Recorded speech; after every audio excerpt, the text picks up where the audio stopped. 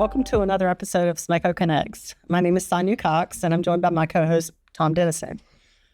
And we have two guests with us today. What a treat. We have a great guest today.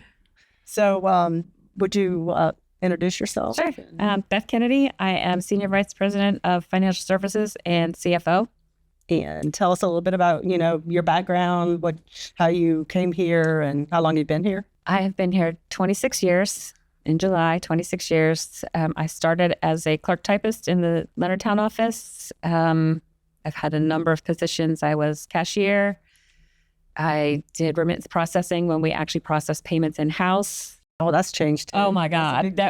We had a whole room dedicated to payment processing.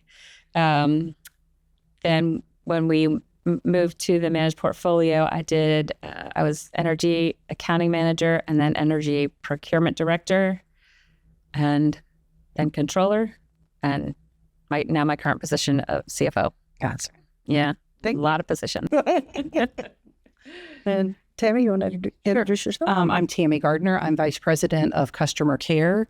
I oversee our contact center, our credit and collections division, and our regional service offices, which are our front counter walk-in locations. Mm-hmm. My whole career has basically been in customer care. And I've been fortunate to work in various departments. I started in the service department in White Plains, and then I transitioned to the billing department here in Hughesville.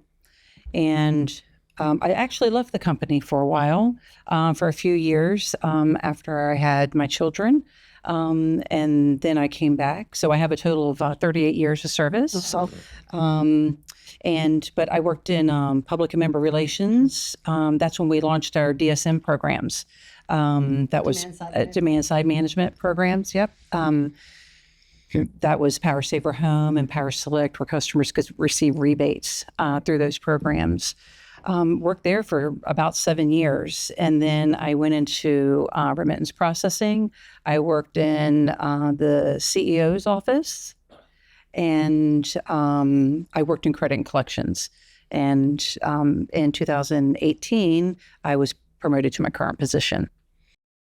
And that current position, Tami, I'd love to tell the story of the contact center. And when I first started at SMECO, we were all in the building over there. We call it the executive building. The contact center was on the basement floor, and we were on the third floor. And I can remember going to sit next to a contact center rep.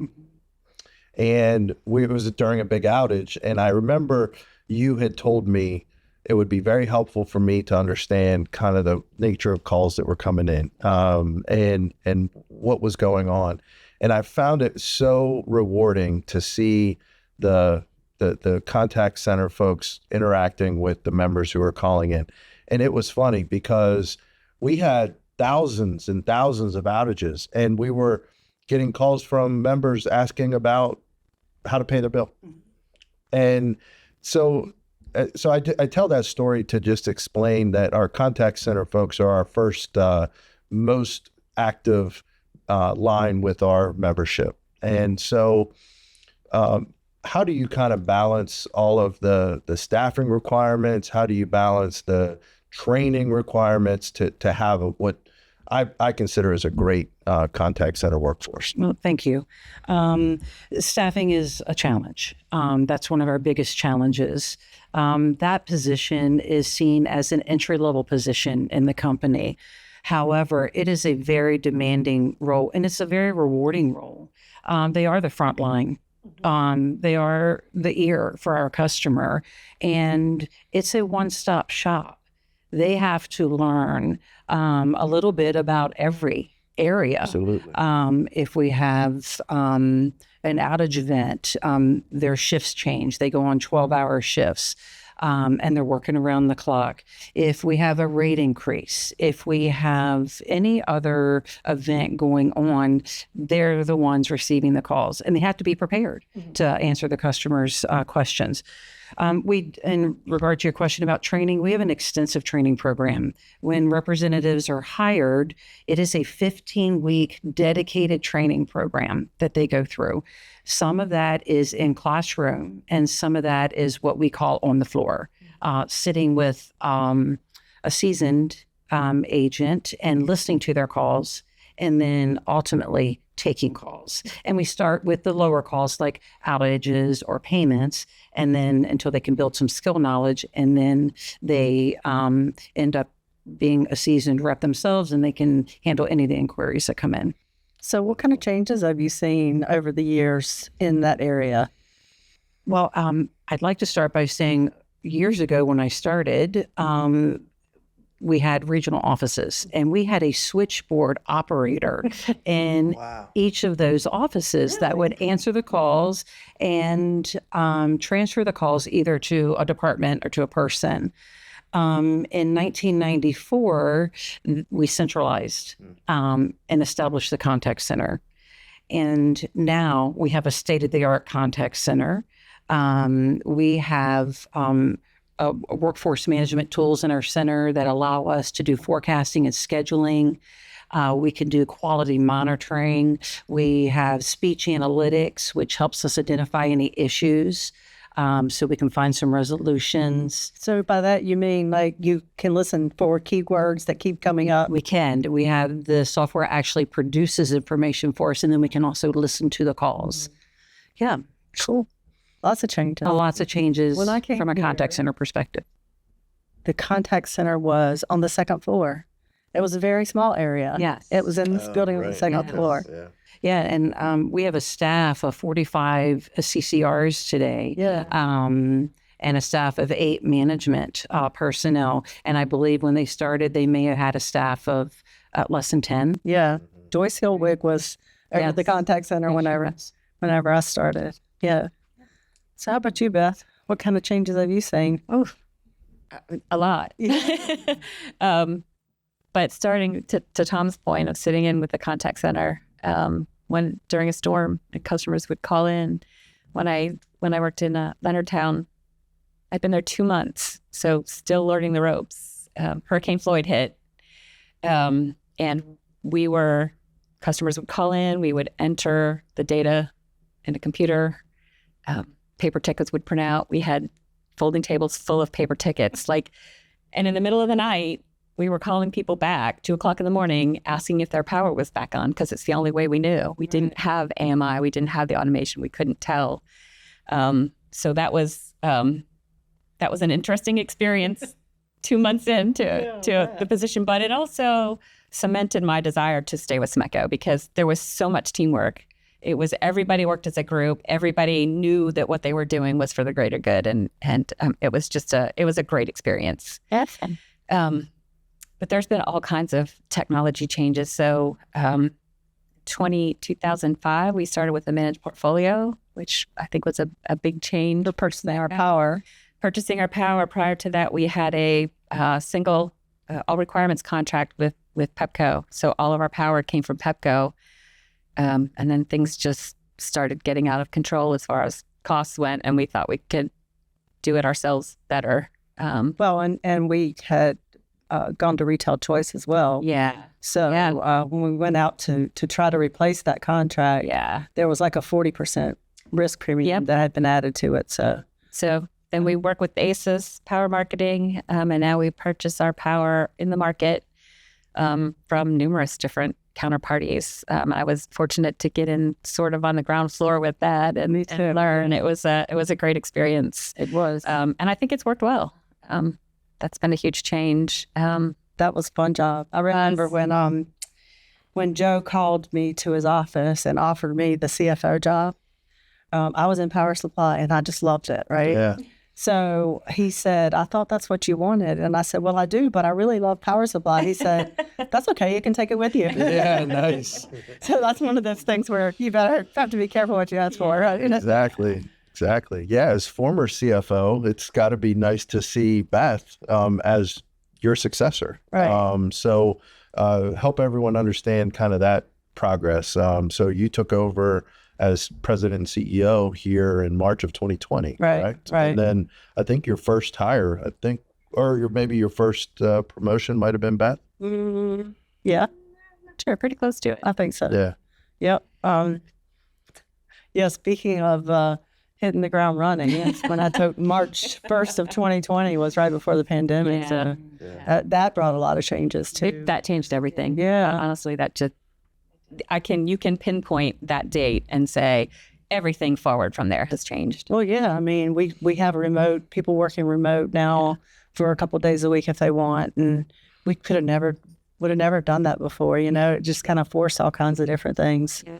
In addition to like increased prices on everything and short lead times on materials and Interest all. rates significantly significantly higher. Yeah. So one of the things that I meant to ask our previous guest, Ronnie, but I'll ask you guys. So what kind of changes as females working in this industry have you seen? Do you think it's better now and more acceptable that we have more females in like the top leadership roles and that sort of thing? Is it still difficult, or do we have ways to go? What do you guys think? So I'll just say I think I was very lucky, or maybe I was just ignorant or indifferent and didn't pay attention to. I never really felt like I was being discriminated against because I was a woman. Mm-hmm. But I also think it's really good that we have more women in higher positions now, because I do think women have things to offer. We have a little bit of a different perspective, I think, than men do on some things. And maybe because there's been more struggles, we do appreciate things a little bit differently. But I think the bottom line is the most qualified for the person for the job should get the job, regardless, right? Yeah. And sometimes it is a woman, and frequently it is a woman. And that's how we should select our employees. Great. We've seen changes over the past few years, which has been wonderful to experience. I do think we have a little bit of ways to go, because I do just think there's either a mindset or maybe just needs to be more of a focus on how we can tap into women in fields that could move into higher level positions, right, and bring skills to SMECO, or promote within, and provide our team opportunities, training opportunities, learning opportunities to learn those skills, to be ready to move into those positions. And that's some of the things that we're working on as a senior leadership team for succession purposes. We're really putting a big, heavy focus on that this year. And I do think not necessarily specifically within SMECO, but just generally speaking, there's the attitude, the STEM, right? Yeah. That's mostly men, right? The tendency people tend to think of STEM as being stronger in men, and I don't know that that's necessarily. Well, I think of the electric utility industry. I think if you just kind of, I know going through some of the training that we've gone through when I went to the program in Wisconsin, at the University of Wisconsin for the management internship program, I looked across the kind of the future leaders of co-ops around the country, and most of those folks look like me. Yeah. And so I can tell you though that there's, just looking around SMECO as a father of two daughters, I mean, I see a lot of progress. Yeah. And I think whether it's SMECO, whether it's government, whether it's the various board of directors that we serve on, I think having a mix, a diverse membership always benefits. Get diverse ideas, and so I think a diverse workforce is a good thing. Thanks. Absolutely, definitely.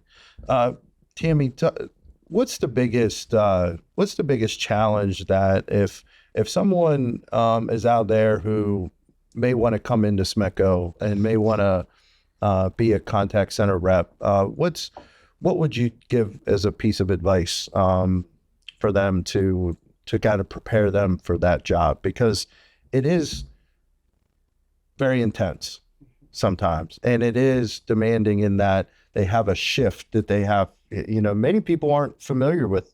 You got to be here at 8 a.m. and leave at 4 or however that works. So if you were to kind of tell a prospective contact center employee, what would you tell them? Well, we try when we do our recruitment efforts, we do try to put information out that defines the role and the demands of the role, and that they're an essential employee. Yes. And that brings additional responsibility. But customers, SMECO is a great place to work. People should apply. And if they apply themselves, I believe that people can be successful. They just need to come with a work with attitude, be a team player, be willing to learn, be willing to take on the additional tasks, and have the ability to absorb what is happening around them, to listen, to take in what's happening, understand the culture of SMECO. It's a great opportunity to work here. And although that position is frequently referred to as an entry level, it's much more than an entry level because of the requirements of the position itself. Absolutely. I mean, just the nature of the calls you receive. You might receive a call from a customer who wants to report a tree that's hanging over a line, mm-hmm. to an emergency situation where a transformer might be on fire. That's correct. And so, and then amidst all that, you may have someone who has a question about a high bill, and you can look at that information. So the wide array of issues that you all deal with, I mean, you learn more about SMECO than I think any other position. Hence the 15-week training program. It's intense. It's a lot, but people can be successful. If they apply themselves, they can be successful here. Yeah, you have several that have been in the contact center for a long time. We do. We have very tenured employees there. Yeah. Yep. And I know you've seen a lot of changes in accounting over the years. Yeah. Things have changed a lot. I mean, just from regulation and that sort of thing. Sometimes it's hard to keep up with, not only do you have the accounting regulations, but you've got, state, Maryland, PSC regulations. There are federal reporting that we have to do. There's a lot of things that we have to stay up on top of, deadlines, and it seems like there's ever more deadlines. Something's always coming up and it has to be done by this date, and that's just the nature of accounting. And I remember sometimes it was difficult because we were the last people to get information that we needed from others. Yeah. And, just because, we needed it and we sometimes didn't get it till the last minute. Yeah. So that makes it difficult as well. Yeah. There's a lot of reporting too, where we're pulling from other departments. So trying to coordinate all that. It's great because you do get to work with our other departments. It's not just, we're not really working in a silo, but, sometimes that also makes it difficult. And you have a pretty big role when we file. We had a previous podcast where we were talking about the Public Service Commission with our two in-house attorneys, and you play a big role when we file those base rate cases as well. Yeah, I have to come up with a revenue requirement, which is basically how much more do we need in order to maintain stable financials. And there's a lot that goes into that. You have to look at, what you've spent historically, what you're going to need in the future, what may be coming up. You have to try and figure out everything that you don't know. And it can be difficult. It's also, it's a long process at the Public Service Commission to go through and get a distribution rate increase. And it's something we don't necessarily like to do anyway. But, we have to keep the lights on. Yeah, and then you get a lot of data requests, and I think that's what takes up a lot of time as well. In 2024, probably a solid 6 months of the year was spent responding to data requests. Yeah. Long days, a lot of information. It was not a great year. So any good stories? You had a story about the paper tickets. And there was the paper tickets and Hurricane Floyd. And I remember working in, when we were doing the paper tickets, And if we had a bad storm, there had to be a management person at each of the regional offices. And I was living in Calvert at the time, so I ended up in the Calvert office for a while, and that was an experience. So. I mean, I couldn't imagine having to deal with paper tickets today. Like, it's just, I mean, literally stacks like this. Yeah, but talking about paper tickets, look at what customers, the channels that they can use today. Right. So those are other major changes that we've made. Customers can report an outage through our IVR, and they do not have to speak to a representative. It's a self-serve component within the IVR. They can use our website. They can use our 24/7 app. They can text an outage. And in all of those vehicles, they can get updates about their outage as well. So how about Alexa? Alexa, yes. Alexa, yes. You can Same report thing your with, payment methods, right? We have so many That's payment. another one. Before it was you come into the office and you pay, or you mail in a check. And now there are it's like 10. So they're the same that I just mentioned, right? So you're right. They would have to come into the office or mail. I actually have a statistic that I thought was interesting. 85% of our payments that are processed today are processed through a self-serve channel. That's awesome. Mm-hmm.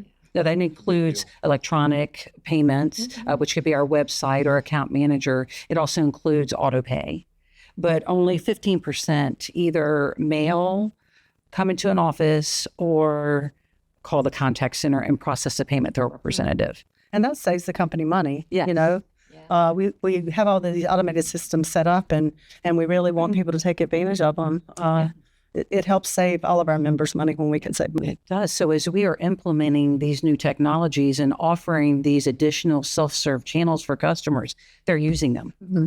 Yeah. This is evident that they're using them. Payments are evident. Outages are evident. Through account manager, customers really do not need to contact SMECO. They can request to start a service through that application. They can stop a service, set up a payment arrangement, sign up for budget billing, sign up for auto pay, edit auto pay. There's just a lot of functionality right at their fingertips. Right. And customers want to do business with us when it's convenient for them. Yeah. And I think we have put systems in place to support that. Mm-hmm.